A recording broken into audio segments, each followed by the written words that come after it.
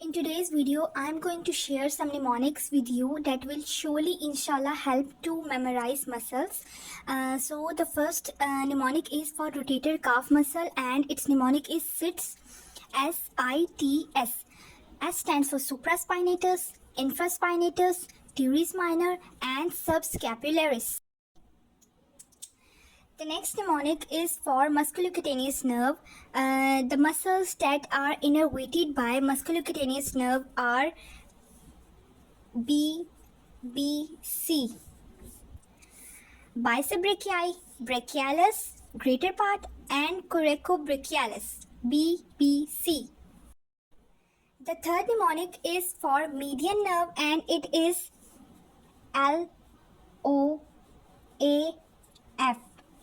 Loaf. Lateral to lumbricus, opponens pollicis, abductor pollicis brevis, flexor pollicis brevis. The fourth mnemonic is for radial nerve. The muscles that are innervated by radial nerve are best. So we can say that radial nerve is best. B, best. B-E-S-T, best. Brachioradialis, extensors, supinators, and tricep.